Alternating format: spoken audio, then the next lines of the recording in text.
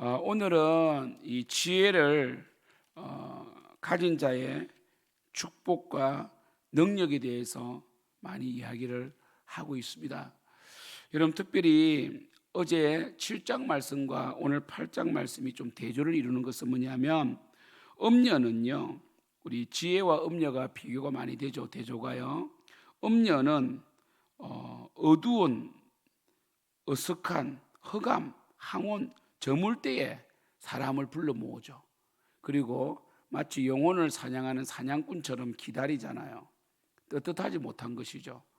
그리고 그들은 홀이는 말로 정말 그 한 사람을 대상으로 꼬여내어서 결국 그 간을 뚫게 되고, 그리고 새가 빨리 그물에 들어가는 것처럼 소가 도살장에 끌려가는 것처럼 만들어버리죠. 그러나 지혜는요, 밝은 대낮에 8장 1절 보세요. 지혜가 부르지 아니하느냐, 명철이 소리를 높이지 않느냐. 떳떳하다는 거예요. 지혜가 아닌 것은요, 늘 뭡니까? 악의가 있고 떳떳하지 못하기 때문에 숨어서 어리석은 자를 깨어낸다는 거예요. 특별히 걸려드는 자, 어색한 곳에 온 자, 어두운 곳에 온 자가 걸려들어가는 거예요. 그런데 지혜자들, 지혜로운 사람들은 그런 곳에 가지 않습니다. 내거리, 사거리에 있고, 그죠? 그리고 길가 높은 곳, 사람들이 많이 보이는 곳에 있는 것이에요. 여러분, 우리 고등학교 때도, 요즘은 이 중고등학교 학생들이 너무 담배를 많이 피워요. 우리 교회도, 우리 교회가 들어오기 전에는 여기가 흡연 장소였는데, 이제 교회에 사람들이 많이 다니고 우리 교회가 또 예배도 많이 드리고 하니까 이 흡연하는 사람들이 많이 사라졌어요. 어찌 보면 교회가 참 중요한 것 같아요. 가끔씩 아이들이, 중학생 아이들이 담배를 피려고 모여 있다가 제가 스타렉스를 타고 들어오면 막 흩어지거든요. 보십시오. 꼭 우리 중고등학교 때도 이 한 10% 정도는 이 담배를 피우고 술을 마시고, 또 막 이 나쁜 짓 하고 이런 아이들은 꼭 구석, 어색한 곳, 화장실 뒤쪽, 뭐 그리고 뭡니까? 그때는 또 학교마다 그게 있었죠. 이 쓰레기를 태우는 태각장 같은 게 있었잖아요, 그죠? 그런데 모여가지고 있는단 말이에요. 그러니까요. 그런데 뭐 성실하고 이런 친구들은 운동장에서 축구하고, 그죠? 교실에서 애들을 갖다 떠들고 이렇게 한단 말이에요. 그러니까요. 지혜 보십시오. 지혜가 소리를 높이고 부릅니다. 어디에 써요? 2절에 길가의 높은 곳과 내거리에 선다는 거죠. 그리고 성문격과 문어기와 여러 축이 많은 문에서 부른다는 것이에요. 보십시오. 지혜는요, 부끄럽지 않습니다. 지혜로운 자는요, 존귀한 자고요. 지혜를 말하는 자는 수치를 당하지 않거든요. 어제 권영희 소장님께서 기독교 성교육을 하셨을 때 제가 느끼는 것은 뭐냐면, 성경만이 진리고 성경은 오류가 없어요. 하나님의 말씀대로 하면 다 축복을 받게 되어 있어요. 하나님께서는요, 율법을 주셨을 때 이 율법, 여러분 율법이 지혜 아닙니까? 지금 하나님의 지혜가 율법에 녹아져 있다고요. 율법이 있잖아요. 하지 말라고만 되어 있는 게 아니에요. 그죠? 물론 365개의 하지 말라는 명목이 있어요. 365일을 중심으로 매일 하나씩 하지 말라, 이런 의미에서 365개의 이 부정명령이 있지만, 사실 율법은요, 우리에게 주신 하나님의 축복이고, 이 율법은요, 우리를 행복하게 하는, 살게 하는 법이단 말이에요. 그러니까 하나님의 말씀대로 하면 오류가 없어요. 그 십계명을 가만히 보십시오. 결국 십계명은 뭡니까? 너의 탐욕으로 이웃에게 해를 가지 말라는 거예요. 그죠? 그래서 1계명에서 4계명까지가 뭡니까? 너의 탐욕으로 인하여 하나님과의 언약을 깨지 말라는 거예요. 그리고 나머지 5계명 뭡니까? 그죠? 5계명부터 또 이 10계명까지 10번째 계명까지 뭡니까? 탐욕을 제거하라는 거 아닙니까? 다 탐욕이에요, 탐욕. 지혜는 뭡니까? 탐욕적이지 않죠. 지혜는 정직하죠. 공의롭죠. 그래서 제가 오늘 제목을 지혜는 정도를 걷는 것이다 했던 이유는 뭐냐면, 결국 지혜는 뭐냐면 사람들의 일반적인 관념에 있어서도 그건 아니야. 도덕적인 신앙을 떠나서 도덕적인 관념에 있어서도 이건 아니야라는 것을 안 하는 거예요. 우리 기독교는요, 도덕적인 종교는 아니지만 도덕을 뛰어넘습니다. 당연히 도덕을 포함하고 있죠. 모든 종교는 윤리를 포함하고 있는데 기독교 윤리는요 더 탁월해요. 왜냐하면 다른 윤리들은 사랑과의 관계에서 맺은 윤리라면 기독교 윤리는 하나님 앞에 단독자로 선 올곧게 서야 되는 윤리이기 때문에 일반 도둑질 하지 말라, 가늠하지 말라 이런 것은요 뛰어넘는 거죠. 그 예수님께서는 뭡니까? 음욕을 품는 자도 이미 가늠했다고 하지 않습니까? 더 탁월한 거예요. 성령께서는요 우리가 할 수 없는 그것을 하게 하시는 더 탁월한 능력을 주신단 말이에요. 그래서 지혜는 드러내도 되는 거예요. 지혜는 자랑해도 전혀 문제가 안 돼요. 지혜는 자랑할수록 더 빛이 나요. 그리고 밝은 곳에서 역사하는 거예요. 그래서 높은 내거리와 그리고 뭡니까? 높은 곳과 성문어귀에서 부르는 거예요. 떳떳하다는 거예요. 그러나 음녀는 숨어 있잖아요. 어색한 곳에 숨어 있잖아요. 골목길에 숨어 있잖아요. 어두운 데서 나타나잖아요. 여러분, 그래서 속삭임, 그러니까 이 모든 사람이 다 이해할 수 있는, 그죠? 몇몇 사람과 속삭이는 것은 위험한 거예요. 분명히 뭔가 이권이 개입되어 있고 탐욕이 있다는 거거든요. 보십시오. 4절, 사람들아 내가 너희를 부르면 내가 인자들에게 소리를 높이리라. 왜 높입니까? 당당하거든요. 진리거든요. 사람을 살리는 법이거든요. 지혜는요. 어리석은 자들아 너희는 명철할지니라. 그러니까 어리석은 자들아 제발 그렇게 똑같은 길로 가지 말고 좀 네 삶을 분석하고, 그러니까 보세요. 5절에 보면 어리석은 자들아 너희는 명철할지니라 미련한 자들아 너희는 마음이 밝을지니라. 무슨 뜻입니까? 제발 네 삶을 좀 조명해봐라. 네가 지금 어디로 가고 있고 어디에 서 있는지, 너의 중심된 생각이 무엇인지 좀 제발 조명해봐라 이렇게 말하잖아요. 너희는 들을지어다 내가 가장 선한 것을 말한다. 지혜는 선하단 말이에요. 내 입술을 열어 정직을 낸다. 그러니까 왜 우리가 지혜를 받아들이지 않습니까? 지혜를 받아들이게 되면 세상 사람들에게 질 것 같고요, 바보가 된 기분이고요. 여러분, 세상은 뭡니까? 어떻게 해서든 네 목적을 달성하라. 그래서 이 잠언에 나오는 악인들의 특징이 뭡니까? 그들의 배를 채우려고 도둑질하고, 그리고 죄 짓는 데 빠르고, 다른 사람을 희생시켜서라도 내가 높아지려는 것이 악인들의 특징 아닙니까? 그런데 지혜는 뭡니까? 주라는 거죠. 섬기라는 거죠. 그리고 어떤 큰 이익이 온다 할지라도 사람을 죽이거나 사람에게 피해를 입히는 것은 악이다라고 말하는 거 아니겠어요? 그러니까 지혜를 사람들이 지혜가 옳은 것을 아는데도 받아들이지 못하는 사람도 많단 말이에요. 그 너희들이 들으라는 것이에요. 나는 진실을 말했다, 진리를 말했고 악을 미워한다. 그죠? 내 입의 말은 다 의로운 적 그 가운데 구분과 평화시 없다는 거죠. 이는 다 총명 있는 자가 밝게 하는 바요 지식 얻는 자가 정직하게 여기는 바다. 그러니까 지혜가 있는 총명한 자, 정직한 자는 안다는 거예요. 10절 보세요. 너희가 은을 받지 말고 나의 훈계를 받으면 정금보다 지식을 얻으라.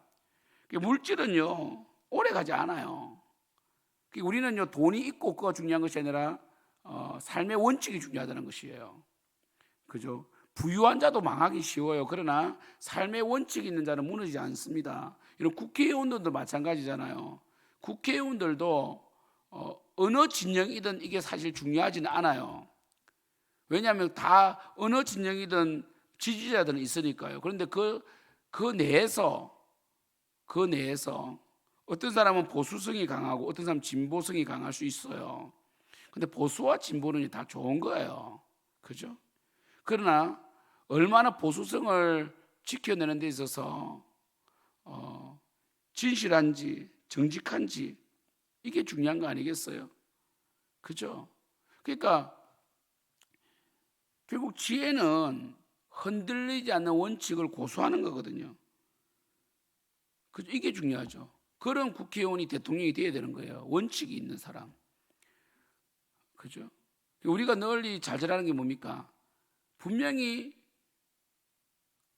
깨끗하게 보였는데 비리가 드러났을 때 우리는 굉장히 씁쓸하잖아요. 좀 능력이 없어도 정직한 사람이 중요한 거 아니겠어요? 10절 너희가 은을 받지 말고 나의 훈계를 받으면 정금보다 지르거더라. 지혜는 진주보다 나음으로 원하는 모든 것을 이에 비교할 수 없습니다. 그러니까 지혜를 가지면 당당할 수 있다는 거예요.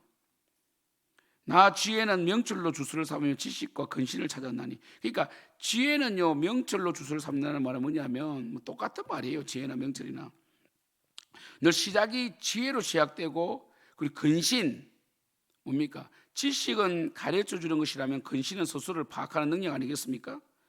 그 지혜로운 자는 늘 자신을 감찰한다는 거 아니겠습니까? 그 13절에 결국 여호와를 경외하는 것이 지혜의 근본이라면 결국 지혜로운 자는 결국 하나님을 경외하게 되어 있다. 근데 보세요.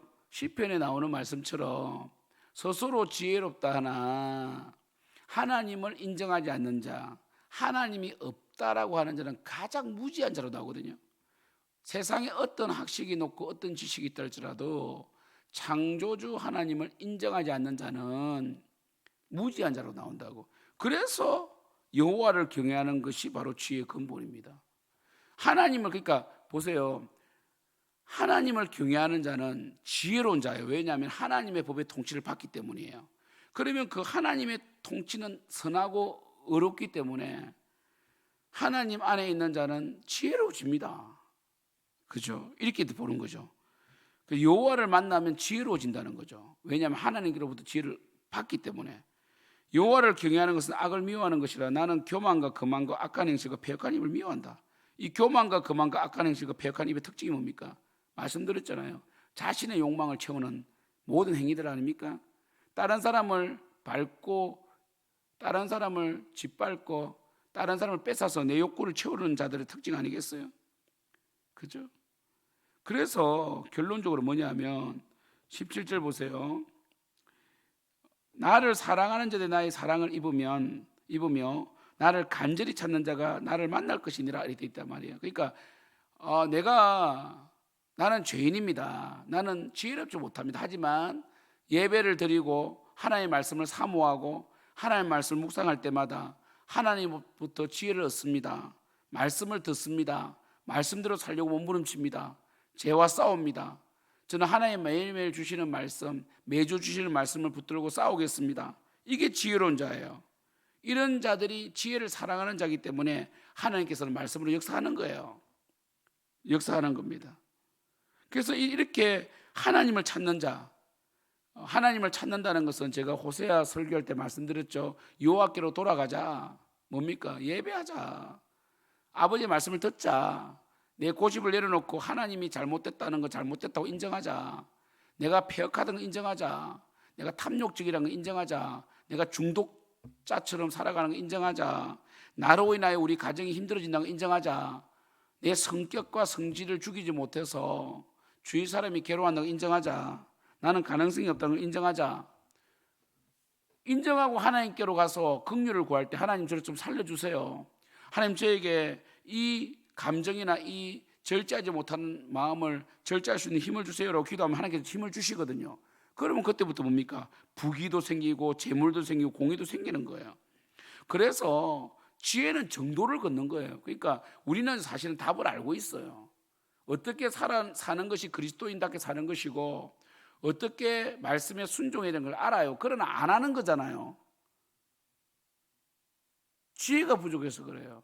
여전히 천성을 향하여 가는 우리 입장에서 하나님과 동행하고 하나님의 뜻을 성취하고 하나님을 섬기는 것이 가장 귀한 일이고 마지막에 천국 갈 때 가지고 갈 수 있는 유일한 것이고 또 그것이 가장 행복인 것을 알지만 눈앞에 있는 이익과 탐욕이 너무 크다 보니까 이 삶을 방관하고 하나님을 섬기기보다 세상에서 쾌락을 즐기고 세상의 것들을 추구하고 물질을 숭배하는 이런 삶의 형태가 나오잖아요. 결국 이런 것들이 나오면 어떻게 됩니까? 어떻게 돼요? 결국 내 삶에 문제가 발생하기 시작하고 하나님께서 역사하지 아니하시고 침묵하시니까 어리석은 내가 내 자신을 경영하니까 얼마나 문제가 많이 발생하겠습니까?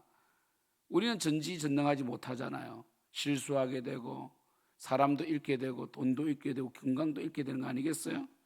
그래서 우리가 하나님을 사랑하면서 지혜를 사랑하면서 끝까지 지혜를 붙들어야 된다는 거죠. 말씀을 붙들어야 되는 것입니다.